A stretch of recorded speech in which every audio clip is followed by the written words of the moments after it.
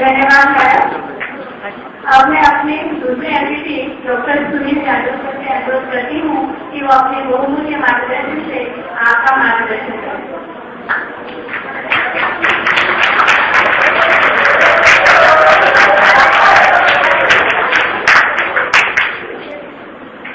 शुभ प्रभात।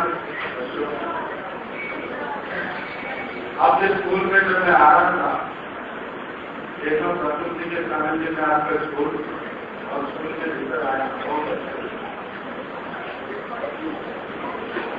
बागीचों में फूल होते हैं और उस बागीचों की शोभा फूलों से बढ़ती है। वैसे आपका भी एक आपका स्कूल एक बागीचा है, उस बागीचे के आप फूल, ये महक के फूलों को देखकर मुझे बड़ी प्रसन्नता पड़ेगा। यहाँ पर मुझे बुलाया गया, विषय मुझे दिया गया कविता पर बोलने। मेरे अनुशासन प्रिय मैडम के अनुशासन प्रिय छात्र एवं छात्रा है। कविता पर मुझे पढ़ने के लिए कहा गया है, बताने के लिए कहा गया। उससे पहले मुझे बताना चाहूंगा कि कविताओं का एक बाल स्वतंत्र वीर शिरीष कुमार का बलिदान मूर्ति दिन था। शिरीष कुमार को आप जानते हो? कितने लोग जानते हैं? नहीं जानते हो? कोई जानता है? शिरीष कुमार मेहता वैसे भारत को स्वतंत्रता दिलाने में कई स्वतंत्र सैनिकों का हाथ था। उसमें एक बादल भी था, बच्चा भी एक स्वतंत्र वीर था, वो था शिरीष कुमार। और वह हमारे महाराष्ट्र की भूमि नंदुरबार से था। बोले नंदुरबार था उसको, तो वहाँ का शिरीष कुमार था। ये बताकर मैं आगे करता हूँ। शिरीष कुमार बड़ा ही अच्छा था, बिल्कुल आपके जैसा बुद्धिमान अनुशासन संस्कार। वो देशभक्तों की बातों को सोच देखता था, उनकी किताबों को, कथाओं को, आत्मकथाओं को पढ़ता था।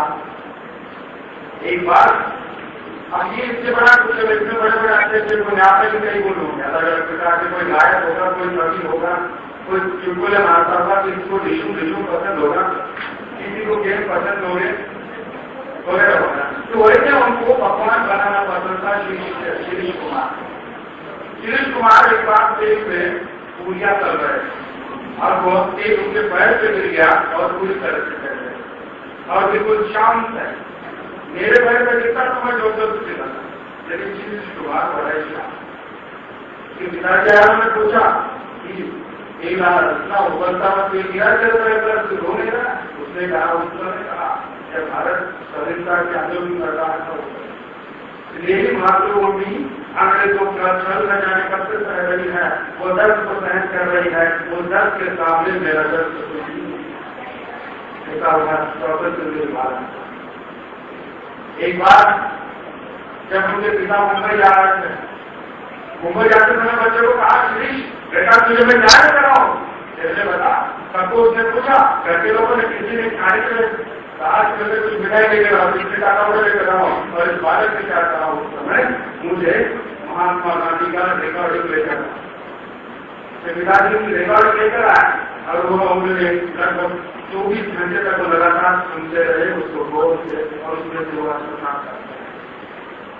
जब महात्मा गांधी को 1942 में जेल में कैद कर दिया गया। कैद करने के बाद नंदुरबार में आंदोलन चला, सुबह को प्रभात फेरियां निकलने लगी, चारों तरफ क्रांति का माहौल चल रहा था और नंदुरबार के मानिक चौक में फौज फैलाना था और सारे लोग इकट्ठा आकर उसमें बच्चे भी थे, लड़कियां भी थी, लड़के लड़कियां थी, स्त्री थे, बूढ़े थे, जवान थे। उसके शिरीष कुमार अपने स्कूल के बच्चों के साथ गया था फौज फैलाने के लिए मानिक चौक में। मानिक चौक में उसने ध्वज फहराया और अगर उसने उसे कहा कि ध्वज नीचा कर दे, लेकिन शिरीष कुमार ने कहा कि मैं ध्वज नीचा नहीं करूंगा और गोलियां वो चलाने लगा, बच्चों पर गोलियां चलने लगी। उसने कहा कि बच्चों पर गोलियां क्यों चला रहे हो, मेरे बहनों पर गोलियां क्यों चला रहे हो? चलाना है तो मेरे सीने पर गोली चला। और वह तीर पर चल लगी और शीश कुमार राम के पीछे गिर गया, लेकिन उसने अपने हाथ का बोझ नहीं छुड़ा। उस बालक का कल मूर्ति दिन न होगा था। उन्हें स्मरण करते हुए हम आगे बढ़ते। दोस्तों, आप में से कोई कवि होगा, कभी किसी ने कविता की होगी। सबसे पहली कविता किसने की है बताया आपको? कोई जानता है? यदि आता है तो हाथ उठा करे, नहीं आता है तो कोई बात नहीं चलेगा। बताओ।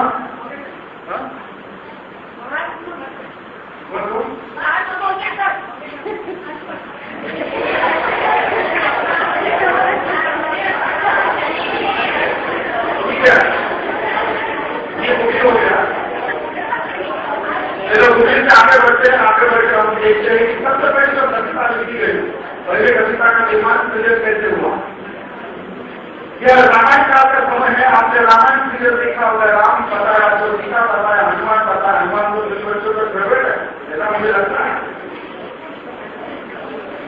उस समय वाल्मीकि का नाम आपने सुना है। वाल्मीकि ऋषि ने उस रामायण की रचना की है ना। वाल्मीकि ऋषि ने रामायण की रचना की थी। वो सबसे पहले कवि है। एक बार वाल्मीकि ऋषि को है जंगल में जा रहे, गौर से सुनिए ना सभी लोग, ध्यान से, आपके सामने आएगा। वाल्मीकि ऋषि जंगल में जा रहे थे और जंगल में घूमते हुए जो है एक पेड़ पर हमने देखा कि दो पक्षी बैठे हुए, जिसे क्रोंच पक्षी कहा जाता है। ये क्रोंच पक्षी आपस में क्रीड़ा कर रहे थे और वाल्मीकि जो है वहां से जा रहे थे और वाल्मीकि जो उन पक्षी को देख रहे थे, उस पेड़ पर दो पक्षी बैठकर क्रीड़ा कर रहे थे और अचानक कहीं एक तीर आता है और उसमें से एक पक्षी को देख कर चढ़ा जाता है और वो पक्षी घाम के नीचे गिरता है, चिल्ला के लिए वो दर्द दिखा रहा है, चीख रहा है, चिल्ला रहा है, पीड़ित है, दुख है। दूसरे पक्षी के आंखों में से आंसू आ रहा है। उस दर्द को देखकर वाल्मीकि के आंखों में भी आंसू आ गए और अचानक उनके ओठों से कुछ शब्द निकल पड़े और दोनों बंदे कविता। वो संस्कृत का श्लोक है, मुझे याद नहीं है, लेकिन आधुनिक कवि मैथिली उस संदर्भ को लेकर दो पंक्तियां कही है। वियोगी होगा पहला कवि आह से उपजा होगा रात। वियोगी होगा पहला कवि आह से उपजा होगा रात। उमर कर आंखों से चुपचाप वही होगी कविता अर्थात उस दुख के बाद वो कविता अपने आप उसके भीतर से उमड़ वही होगी। कवियों को कम से कम कविता जब वो कर रहा उसमें 3 शक्तियां होना बहुत जरूरी है।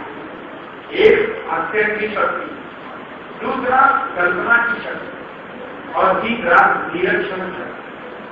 हास्य माने पढ़ना, यहाँ पर पढ़ने से संबंध नहीं है बल्कि सुनना भी यहाँ पर आ जाता है।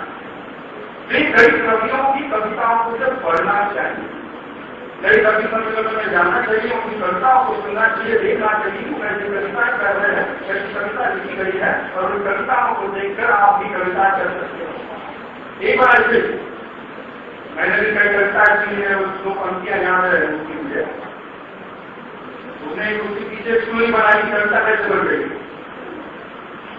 तो एक बार जो है एक लड़का एक लड़की पे बहुत मारता, एक लड़का एक लड़की पे बहुत मारता था, एक करता था लाओ। तो एक लड़का एक लड़की पर प्रेम करता था,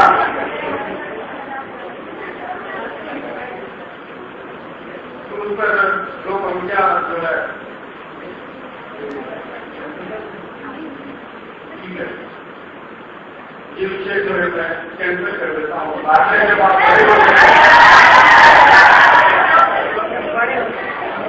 आप जब बड़े हो जाओगे तब लोग कविता सुनाऊंगा।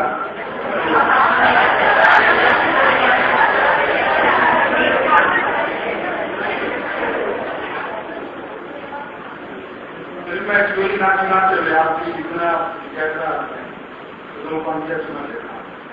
उस लड़की की शादी में उसके हाथ में बच्चा था, क्योंकि उस लड़की के साथ उसकी शादी नहीं हुई, उसका जेल टूट गया था और 5 साल के बाद वो लड़की जो है अपने बच्चे को लेकर जा रही थी और वो लड़का टूटा हुआ दिल देकर उसकी शादी तो नहीं हुई थी। उसने सामने उस लड़की को आते हुए देखा और लड़की ने जैसे वो सामने आया लड़का उस लड़के से अपने बच्चे का परिचय करवाते हुए कहा कि बेटा ये तेरा मामा है। वो पंक्तियां मुझे याद है, उन पर एक दो पंक्तियां बनी। धन्यवाद मैडम।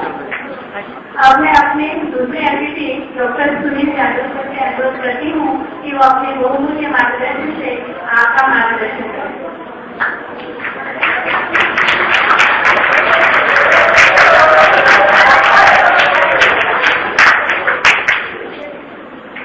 शुभ प्रभात।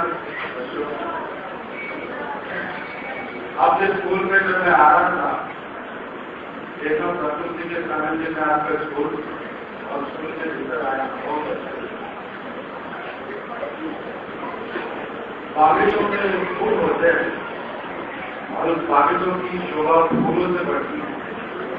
वैसे आपका भी एक बाग, आपका स्कूल एक बागीचा है, उस बागीचे के आप फूल, ये महक से फूलों को देखकर मुझे बड़ी प्रसन्नता पड़ेगा। यहाँ पर मुझे बुलाया गया, विषय मुझे दिया गया कविता पर बोलने।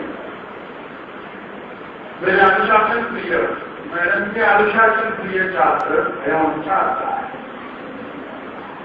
कविता पर मुझे पढ़ने के लिए कहा गया है, बताने के लिए कहा गया। उससे पहले मुझे बताना चाहूंगा कि कविताओं का एक भाव स्वतंत्र वीर शीरीष कुमार का बलिदान मूर्ति दिन था। शीरीष कुमार को आप जानते हो? कितने लोग जानते हैं? नहीं जानते। जानते हो कोई जानता है?